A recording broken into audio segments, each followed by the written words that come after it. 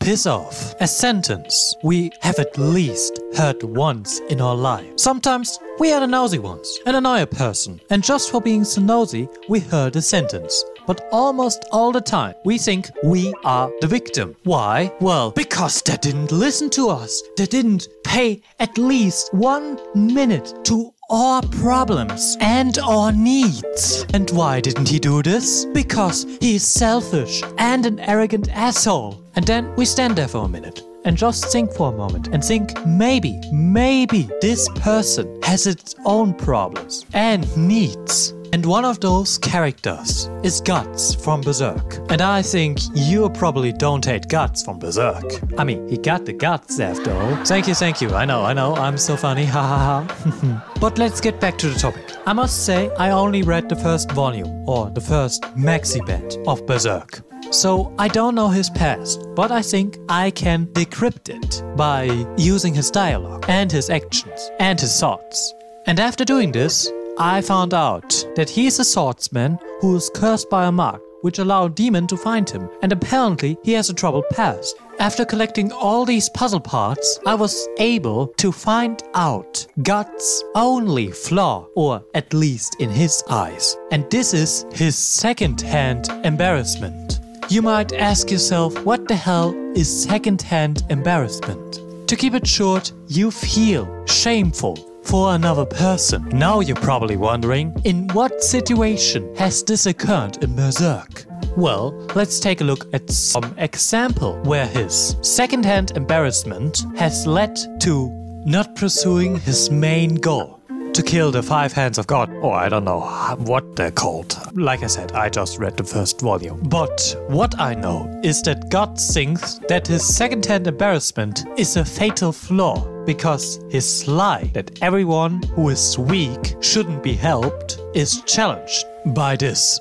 Which is why he's always on the defense when he helps someone. Like when he helped the elf Puck, when he helped her escape these bandits by making an example to their lord. But after Puck thanks him for saving her, he just says, I didn't do it because of you. I did it because I want to set an example. Which could be the truth, but like Puck, I don't believe this. Because before he says that her rescue was nothing more than a convenience, he told Puck the life of the weak. That every weak person should die because they can't protect themselves. But when Puck asked him, then why did he save her? He just looks a bit dumbfounded and begins to laugh and said this was nothing more than a convenience. Like he wanted to tell himself something that he can believe in himself, because if he would have saved her, that would also make him weak. Or that is what he believes in. The second situation where he acted on his second-hand embarrassment was when he was taken in by this priest and his daughter. When he was taken in, he thought to himself, it doesn't matter what happened to them, because he wouldn't care, they are weak, he is strong. But when the moment came where they were killed by demons, he was actually sad. But when Puck tried to cheer him up and said, it wasn't your fault, he starts laughing and said, once again, that the weaks are deserving to die, and that someone who tries not to stamp ants will never achieve his goal. As you can see, he's once again in denial about his lie that he is believing in. But the last straw, at least in volume 1, was when he couldn't save Vargas. You know, this dude who was the prior doctor of the Lord, and now he's living in the sewers. I don't know if you forgot about him, because like I said, I only read the first volume and you probably have read all of Berserk, but whatever. He really tried his best to make Varus' life a living hell by treating him like dirt and not letting him anywhere near him. Why? Because Varus reminds him of himself.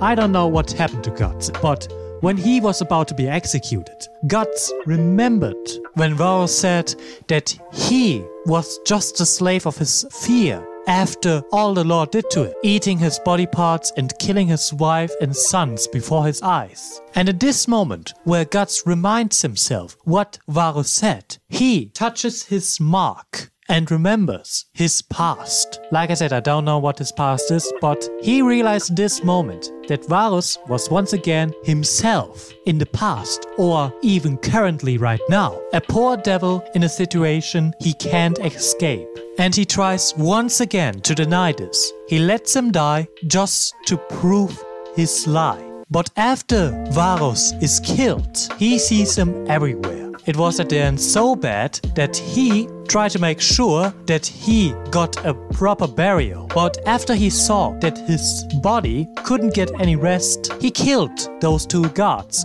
who was about to bury him. But after that, he was literally being hunted by all the ghosts that the Lord killed. And Guts realized right now in this moment that he can't escape sorrow. He can't escape death. He can't escape pain. But what he can do is try to make the world a better place by killing those people who made this world a living hell.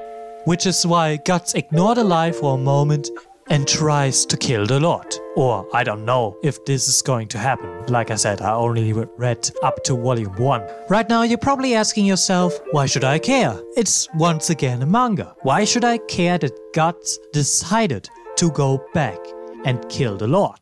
Well, Guts was in this situation motivated by his second-hand embarrassment. He felt shame for another person because he reminded him of himself when he was weak. At first, Guts ignored all of this and said to himself that this isn't his concern. Only a weak person would help another weak person. But after he couldn't ignore his past, he was motivated to not allow the same story to repeat over and over again. And this is the key word: motivation. We all should be motivated by our past mistakes, by our past shame, and try to make the world a little bit better. And we can do the same.